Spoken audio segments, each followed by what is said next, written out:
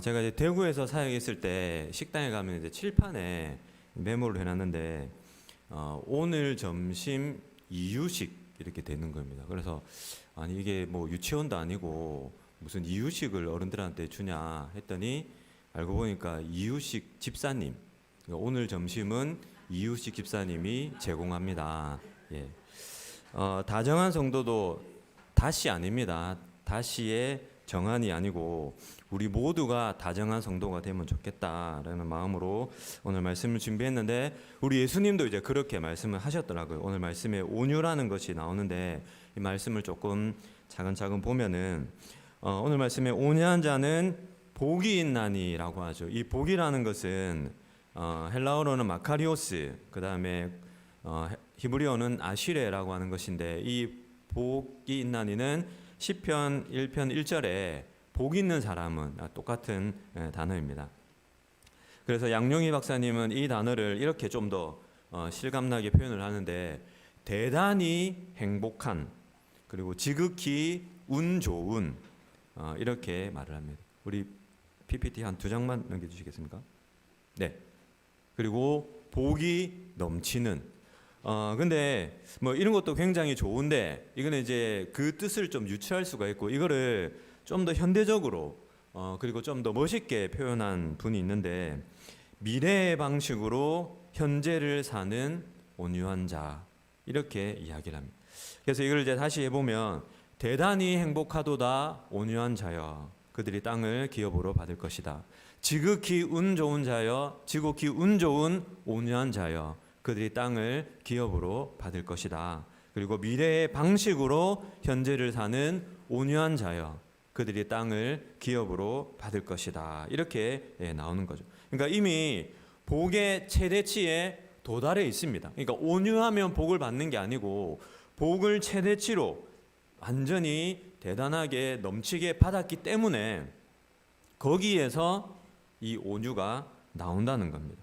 그래서 모든 성도는 다 정해지도록 다 정해져 있습니다. 오늘 강창훈 집사님이 통했는지 모르겠는데 오늘 다 정해져 있다 기도회 그렇게 하시더라고요. 그래서 날씨도 다 정해져 있고, 그 정해진 시간이 다 지나면은 어떤 이제 다음 사건이 일어나는 것처럼 우리도 하나님께서 다 정해 놓으셨기 때문에 우리는 다 정해질 수밖에 없습니다. 요거를 신학에서는 구원의 서정이라고 부릅니다. 구원의 서정. 쉽게는 구원의 순서라고 부르는데, 한 장만 넘겨주시면, 로마서 8장 30절에 이 구절이 나오죠. 또 미리 정하신 그들을 같이 읽겠습니다. 시작. 또 미리 정하신 그들을 또한 부르시고, 부르신 그들을 또한 의롭다 하시고, 의롭다 하신 그들을 또한 영화롭게 하셨느니라. 여기 보면 이제 또가 나오죠. 이 또는 앞에 대상과 뒤에 나온 대상이 똑같다는 겁니다. 그러니까 미리 정하신 그들 중에서 얼마를 부르시고, 부르신 사람들 중에서 얼마를 의롭다 하시고, 의롭다 하신 사람들 중에서 얼마를 영화롭게 한다, 이게 아니고 미리 정하신 그들 그 그대로 부르시고, 부르신 그대로 의롭다 하시고, 의롭다 하신 그대로 영화롭게 하신다. 이제 여기에 거룩하게 하다는 게 빠져 있지만 이 순서가 정해져 있습니다. 그래서 누군가는 하나님이 정해 놓으셨어요. 아직 교회에 안 왔을 수도 있고, 교회를 나왔는데 복음을 깨닫지 못한 상태, 정하신 상태가 있습니다. 그리고 부르심의 단계, 이제 하나님 앞으로 나오는 부르심의 단계에 있는 사람도 있습니다. 그리고 누군가는 의롭다 하심, 내가 예수의 피로 깨끗이 씻음을 받았다라는 것에 대한 확신이 있는 분들도 있고, 그 다음에 나는 그 위에서 거룩해져 가고 있다 라고 하는 사람들, 우리가 이렇게 앉아있지만 모두가 똑같은 믿음을 가지고 있는 게 아닙니다. 이 중에는 정하심의 단계, 부르심의 단계, 의롭다 하심의 단계, 또 거룩하게 하심의 단계, 각 단계가 있고, 특별히 우리 어른들 중에는 거룩하게 하심의 단계에도 또 여러 가지 스펙트럼이 있습니다. 여러분, 이 빛이 프리즘을 통과하면은 다양한 색깔로 나타나잖아요. 그것처럼 이 성화라는 것도 우리의 타고난 성향, 어릴 때 가정 환경, 교육 수준, 본인의 의지, 또 은혜를 얼마나 사모하는가에 따라서 각자의 거룩함의 단계가 다를 수 있다는 겁니다. 교회 오래 다닌다고 자동적으로 쌓이는 게 아닙니다. 교회를 다니지만 얼마 다니지 않아도 아주 거룩하게 될 수도 있고, 오래 다녀도 전혀 거룩이 나타나지 않을 수도 있고, 이거는 사람마다 다 다르지만 어쨌든 모든 사람은 거룩에서 출발하고 있다는 겁니다. 그래서 나는 지금 어디 수준에 있는가, 그냥 설교를 듣고 말씀을 읽고 나는 이미 거룩하다, 그렇게 하는 것이 아니고, 과연 나의 거룩은 1에서 99까지 펼쳐놓을 때 이 스펙트럼에서 어디에 존재하는가, 이것도 나의 믿음을 한번 봐야 되겠습니다. 그러나 더 중요한 것은 뭡니까? 예전에 제가 했던 설교처럼 다양합니다. 그렇지만 다 양이기 때문에 결국 완전하게 될 것입니다. 다 다릅니다. 그러나 다 다르게 될 것입니다. 끝이 다 정해져 있기 때문에 다 정해진 미래의 방식으로 우리는 지금 현실을 살아가고 있는 겁니다. 그래서 복이 넘치는 인생이고, 대단히 행복한 인생이고, 지극히 운이 좋은 인생이 되는 겁니다. 우리가 아무리 이 단계에서 벗어나려고 해도 우리는 벗어날 수가 없습니다. 하나님이 다 정해놓으셨기 때문에 우리는 그 단계를 따라서 마지막까지 이르게 될 것이고, 그 마지막은 너무나 확실한 미래이기 때문에 그 미래의 방식으로 우리는 지금을 살아갈 수 있게 되는 것입니다.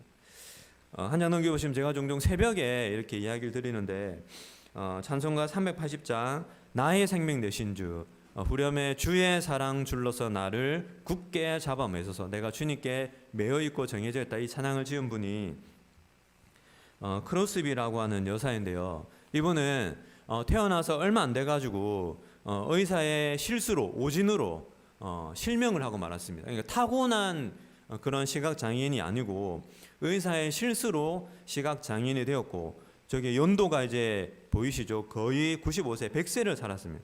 그러니까 자아를 가지고 산 동안에는 앞을 본 적이 없습니다. 그런데도 그녀의 별명이 뭐냐면 찬송가의 여왕입니다.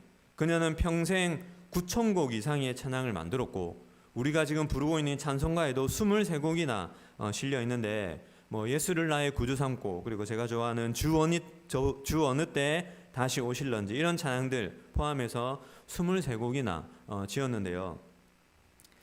이렇게 왕성한 활동을 하고 있는 어느 날 누군가가 이 크로스비 여사에게 물었습니다. 만약에 두 눈을 뜬다면은 얼마나 좋겠습니까? 이렇게 눈을 보지 못하고도 이렇게 많은 일들을 하고 많은 사람들에게 영감을 주는데, 만약에 두 눈을 떴다면 더 많은 일들을 할 수 있지 않았겠습니까? 이런 이제 뉘앙스의 말을 했더니 그녀가 이렇게 말했습니다. 나는 다시 태어나도 시각 장애인으로 살 것입니다. 왜냐하면 내가 처음 보는 얼굴이 우리 주님의 얼굴이면 좋겠기 때문입니다. 이렇게 이야기를 했습니다. 여러분, 우리는 이제 시각 장애인으로 산다는 것이 뭔지를 모릅니다. 근데 제가 이제 예전에 그 장애인 활동사를 따면서 잠시 체험을 해봤는데, 이제 도로에 나가서 앞에 있는 사람의 이제 옷깃을 잡고 10분 동안 눈을 감고 걸어가는 겁니다. 여러분, 얼마나 무서운지 모릅니다. 앞에 사람이 있지만은 정말 무섭습니다. 그래서 눈을 뜨고 산다는 것이 얼마나 즐거운 일인가를 알고 있는데, 그런데 이 크로스비 여사는 다시 태어나도 나는 시각 장애인으로 살겠습니다.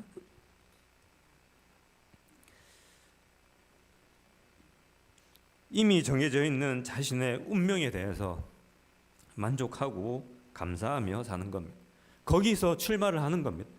이랬으면 너무 좋았을 텐데, 내가 조금만 더 잘 살았으면, 내가 조금만 더 공부를 잘했더라면, 우리 가정이 조금 더 화목했더라면, 물론 그렇게 되면 좋겠지만 하나님이 다 정해놓으신 것에 만족하고 감사하면서 거기에서 살아가도 얼마든지 우리가 인생을 살아갈 수 있다는 겁니다.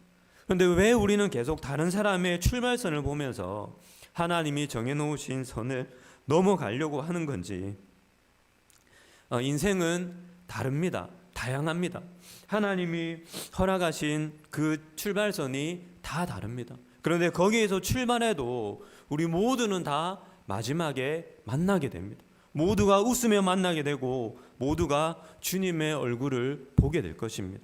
그러니 이 세상을 산다는 것은 정해진 것에 만족하고 감사하면서 거기에서 출발하면 되는 것입니다. 예수를 일찍 믿었든 늦게 믿었든 중요하지 않습니다. 가정 형편이 좋든 좋지 않든 중요하지 않습니다. 과정이 화목하나 화목하지 않나 그것이 중요하지 않습니다. 우리 집에 돈이 많나 돈이 적나 그런 것도 중요하지 않습니다. 거기에서 시작해도 충분히 너무나 충분히 만족하며 감사하며 살아갈 수가 있습니다. 오늘 이 크로스비 여사의 이 고백이 우리의 고백이 되기를 바랍니다. 하나님, 지금 내 상황이 너무 감사합니다. 하나님이 정해놓으신 이 상황이 너무 감사합니다. 하나님, 만족하며 이 출발선에서 나의 인생을 살겠습니다. 불이 있더라도 폭풍이 오더라도 우리 주님과 함께 이 모든 것을 이겨내겠습니다. 이 믿음으로 살아가시는 우리 성도들 되시기를 주님의 이름으로 축복합니다. 두 번째, 하나님이 다 정해놓으셨기 때문에 우리는 이제 다정한 성도가 되어야 합니다. 이 온유한이라고 하는 단어는 다정한, 친절한, 배려심이 많은, 따뜻한 이렇게 우리가 또 의역을 할 수가 있겠는데요. 이 단어는 프라우스라고 하는 단어인데 이 단어가 동물에게 사용이 되고 말에게 사용이 되면 길들여지다라는 뜻을 가지고 있습니다. 그러니까 이제 이 야생마가 힘이 얼마나 좋습니까? 그런데 그 힘을 길들이는 겁니다. 그러면 이 야생마는 여전히 힘을 가지고 있지만 자기 마음대로 살아가는 것이 아니고 이 고삐에 따라서 주인의 인도를 받게 되는데 이것이 바로 온유라는 것입니다. 그러니까 우리의 온유, 우리의 다정함, 우리의 친절함, 우리의 배려심은 내가 하고 싶을 때 하는 것이 아니고 우리 주님의 인도하심을 따라 날마다 모든 사람에게 베풀어야 하는 것입니다. 우리 주님이 그렇게 하도록 우리를 다 정해놓으셨기 때문에 우리는 다정해져야 하는 것입니다. 그러나 다만 이 다정해진다는 것도 그 수많은 스펙트럼 사이에서 우리가 조금 다를 수는 있습니다. 사람마다 타고난 다정함을 가진 사람도 있고 어떤 사람은 조금 더 다정함을 가지지 않고 태어났을 수도 있습니다. 그런데 중요한 것은 뭐냐면 우리의 다정함을 드러내지 못하도록 방해하는 것이 있다는 것인데요. 한 장 넘겨보시면 제가 조금 재밌게 표현을 했는데 우리 안에 100%가 있다고 치면은 우리는 다정하게 살려고 하는 98%의 마음을 가지고 있습니다. 그런데 이 작은 2%가 있는데 나는 원래 그래라는 2%가 있습니다. 특히 우리 경상도 사람들은 나는 경상도 사람이라서 원래 그래 이런 2%. 그런데 이 2%가 너무 크기 때문에 마치 고삐가 말을 인도하는 것처럼 나는 원래 그래라는 이 2%가 98%를 잠식하고 내 인생의 다정함을 다 빼앗아가 버린다는 것입니다. 하나님의 말씀이 온유하게 살아라, 친절하게 살아라, 남을 배려하며 살아라 그렇게 말을 해도 이 2% 나는 원래 그래. 주위 사람들이 그런 사람들 때문에 힘들다고 해도 좀 고쳤으면 좋겠다고 해도 나는 원래 그래. 이 무슨 말입니까? 바꿔 말하면 네가 맞춰라. 나는 원래 그런 사람이니까 네가 맞춰라. 나는 원래 다정하지 않고 나는 원래 친절하지 않고 나는 원래 그렇게 내가 하고 싶은 대로 사는 사람이니까 네가 맞춰라. 나는 원래 그래. 근데 여러분, 내가 편하면 다른 사람이 불편하고 내가 불편하면 다른 사람이 편합니다. 지난 금요일에 나 혼자 산다를 봤는데 거기에 뮤지컬 배우 카이가 출연을 했습니다. 근데 카이가 이제 어떤 대학의 교수로 재직을 하고 있는데 이 카이가 이제 식당을 가는데 교직원 식당을 안 가고 학생 식당을 가더라고요. 물론 이제 교직원 식당은 이제 어른 입맛이고 학생 식당은 돈가스 자기가 좋아하는 게 있어서 먹으러 간다고 했는데 또 다른 이유가 뭐냐면 교직원 식당을 가면은 교수님들이 너무 많기 때문에 이 막내가 인사지옥에 빠진다는 겁니다. 한 입 뜨면 인사해야 되고 한 입 뜨면 인사해야 되고 그러니까 너무 자기가 불편한 거예요. 그래가지고 이 카이가 교직원 식당을 안 가고 학생 식당을 갔습니다. 그래서 혼자 앉아가지고 저렇게 맛있게 먹고 있는데 누군지 모르겠는데 한 패널이 이렇게 말했습니다. 야, 학생들은 얼마나 불편할까.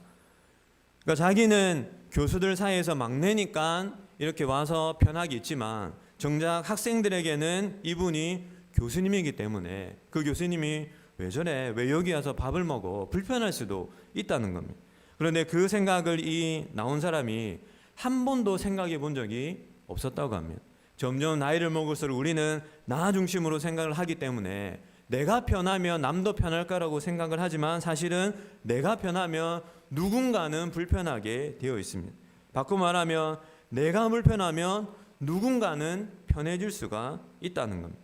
그래서 이 2% 작지만 아주 큰 영향력을 발휘하는 이 2%를 내가 고삐를 잡는 것이 아니고 우리 주님께 맡기면 작은 여가 인생을 막치는데 나는 원래 그래라는 이 2%를 잘 주님께 맡기면은 우리가 다정하게 변화될 수가 있다는 겁니다. 그러기 위해서 우리는 조금 고생해야 되고 조금 힘들어야 되고 조금 불편해야 되고 조금 수고를 해야 됩니다. 사실 이제 이 오늘 설교는 이 책에서 나온 건데 제가 이 책을 읽었는데요. 다정한 사람이 이긴다라는 책입니다. 어떤 사람이 이렇게 물었습니다. 너는 뭐가 그렇게 좋냐? 그러니까 이분이 뭐라고 대답했냐면 안 좋을 이유가 없잖아. 이렇게 대답을 했다고 하더라고요. 근데 우리는 어떻습니까? 누가 물어보면 뭐가 그렇게 좋아라고 물어보면 좋을 게 뭐가 있냐? 뭐 인생 다 그렇지. 뭐 이렇게 우리가 보통 얘기를 하잖아요. 근데 이분은 좋음을 선택하라. 나는 좋은 삶이다. 나는 좋은 사람들과 있다. 나는 좋은 일을 할 것이다. 이렇게 좋음을 선택하다 보면 안 좋을 이유가 없다는 겁니다. 다정함도 마찬가지입니다. 너는 왜 그래 다정해? 다정하지 않을 이유가 없는 거예요. 우리 주님이 다 정해놓으셔서 우리는 다 정해진 대로 살아가면 다정할 수밖에 없는 겁니다.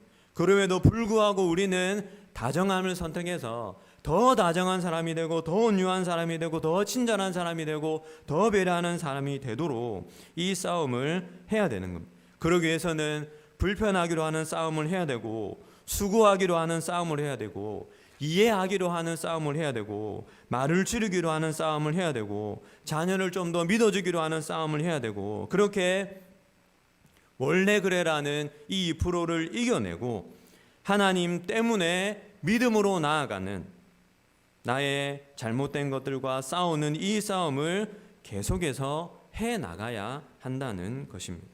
그래서 어떤 면에서 우리는 한 번 태어난 사람이 아니라 2번 태어난 사람이잖아요. 그래서 우리는 원래 그래가 사실은 바뀌어야 됩니다. 나는 원래 그런 사람이야. 이게 2번째 태어난 사람에게는 본투비 다정한 성도. 나는 다정하기로 태어난 사람이야. 나는 본래 태어난 게 다정한 사람이야. 나는 본래 그래. 나는 다정한 게 본래 그래. 이렇게 우리는 살아가야 한다는 것입니다. 그래서 한 주간 살아가면서 여러분 이 4가지를 한번 기억하고 우리가 실천을 했으면 좋겠습니다. 우리의 다정이라는 고삐를 한번 잡았으면 좋겠는데 가을 전어가 아니고 가을 문어입니다. 가을 문어로 한번 해볼 텐데 제가 가하면 가족 칭찬 이렇게 한번 읽어주시면 되겠습니다. 가.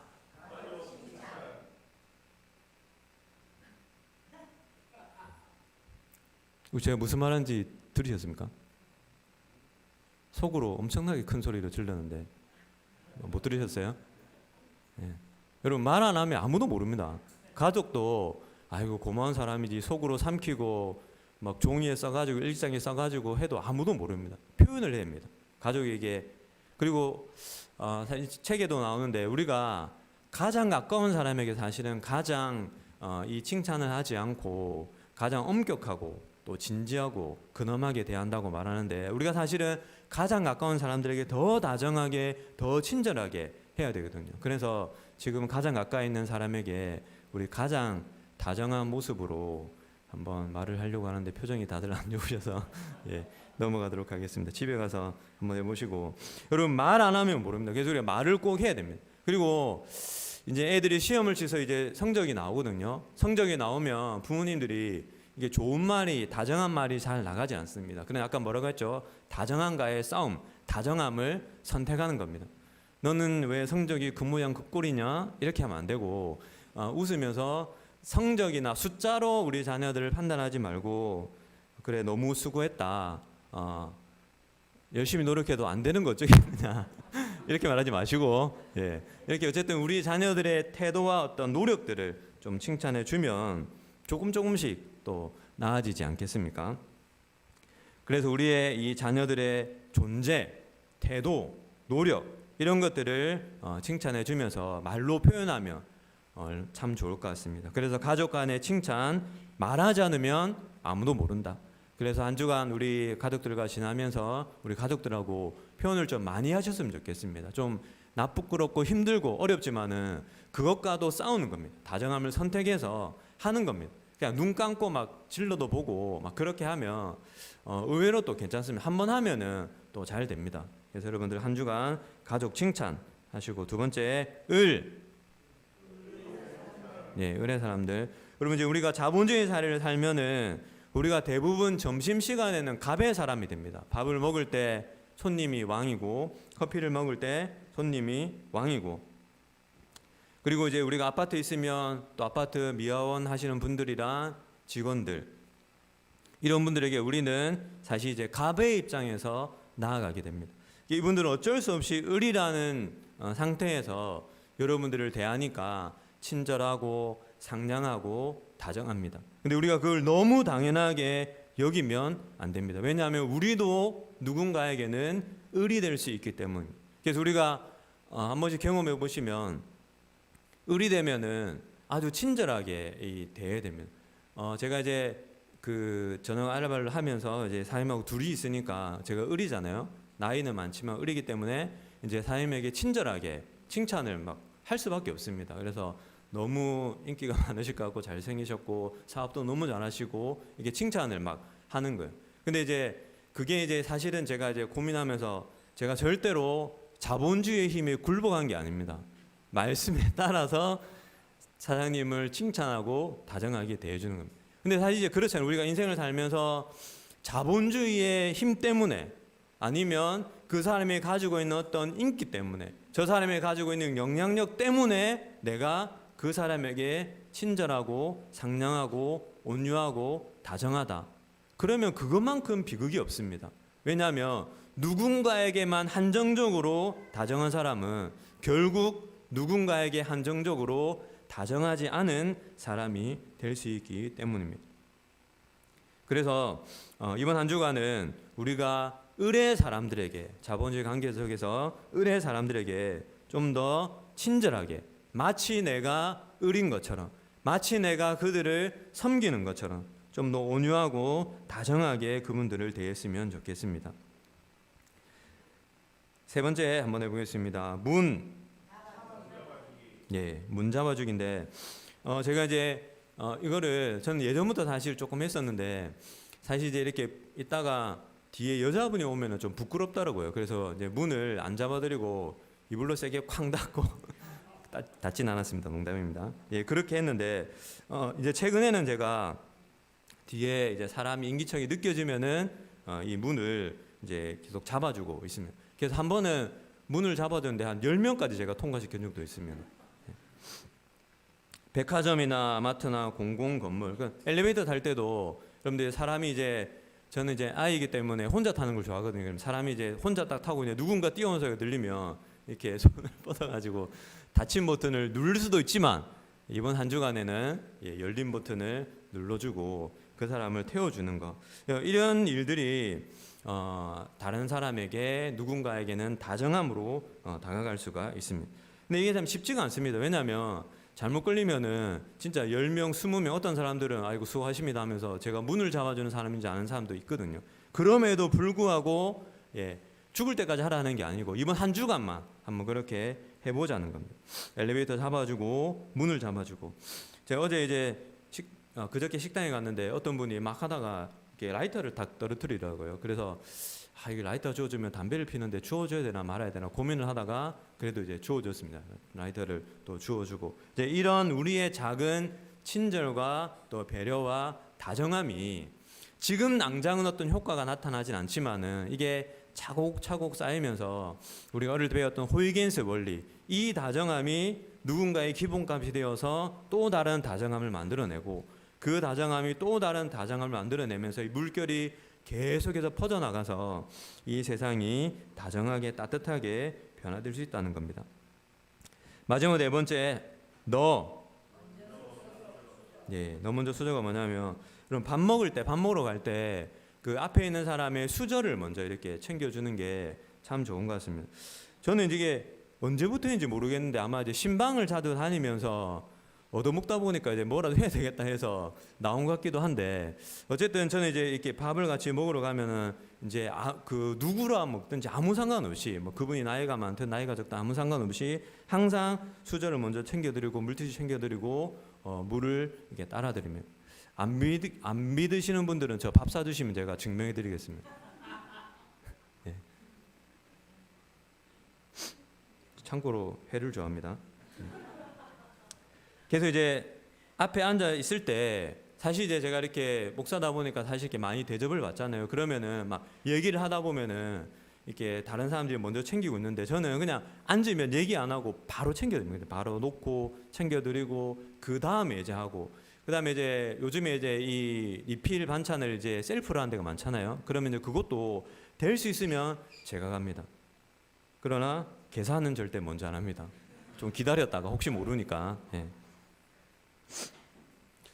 그래서 이런 것들이 우리가 이제 상대방에 대한 또 존중이고 상대방에 대한 이 다정함인데 오늘 제가 이제 이 가을 문어를 생각하면서 사실 제가 그동안 좀 이 친절함이나 상냥함, 다정함을 좀 많이 잃어버렸던 것 같습니다. 여러분들 제가 지금 어떻게 보시는지 모르겠지만 지금보다 100배 더 상냥하고 친절하고 다정한 사람인데 사실 이제 어떤 일들을 겪으면서 조금 그런 부분들을 잃어버렸는데 이제 오늘 이제 차를 타고 오면서 이제 오늘 찬양을 제가 부를 찬양을 계속해서 들었거든요. 근데 이제 마제고개를 지나는데 갑자기 눈물이 나는 거예요. 너무 그래 이제 비도 오고 눈물도 나고 막 앞이 시야를 가리는데 그래도 어찌어찌 와가지고 신호 설 때마다 막 눈물 찍어 닦고 해가지고 주차장이 됐는데 주차장이 이제 너무 터져버린 거예요. 그래가지고 눈물이 막 앞을 가는데 산타페 누구 차인지 모르겠는데 산타페가 들어오더라고요. 그래가지고 집사님 맞으시죠? 예, 그래가지고 너무 부끄러워가지고 내 차를 계속 돌리시더라고요. 빨리 주차하고 들어가면 좋겠는데 그 눈에 바로 정면으로 보이도록 계속 앞에 거 이제 가리게 내리고 혼자 눈물 닦다가 올라왔더니 집사님들이 어제 야식 먹었냐고 눈 부었다고 하시던데 야식 먹어서 눈물 게 아니고 예, 눈물을 흘리고 와서 눈이 부었습니다. 이게 이제 이 찬양에 보면은 불 가운데 폭풍 가운데 있거든요. 근데 이런 것들이 이제 사람의 마음을 굉장히 힘들게 만듭니다. 그러다 보면 우리가 다정함, 상냥함, 친절함 이런 것들을 포기하고 싶어요. 왜 나만 그렇게 해야 되느냐? 왜 나만 그렇게 살아야 되느냐? 다른 사람은 그렇게 안 사는데 왜 나만 손해를 보는 것 같이 살아야 되느냐? 근데 이 찬양에 이제 보시면 그 부분에 주님이 가장 가까이에 함께 계시네. 그러니까 불이 가까운 것 같은데 그게 아니고 주님이 가장 가까이 계시고 폭풍이 엄청나게 커서 나를 사로잡고 있는 것 같은데 폭풍이 아니고 폭풍보다 더 가까이 우리 주님이 가까이 계시고 그 주님이 이렇게 말씀하시는 것 같더라고요. 주의 자녀로 산다는 것은 다정함을, 온유함을, 친절함을 포기하지 않는 것이다. 사람 때문에, 상황 때문에, 다른 것 때문에 포기하지 말고 복을 이미 받은 사람으로서 온유하게 또 친절하게, 상냥하게, 다정하게, 따뜻하게 살아가는 것, 그것이 내가 내게 원하는 것이다.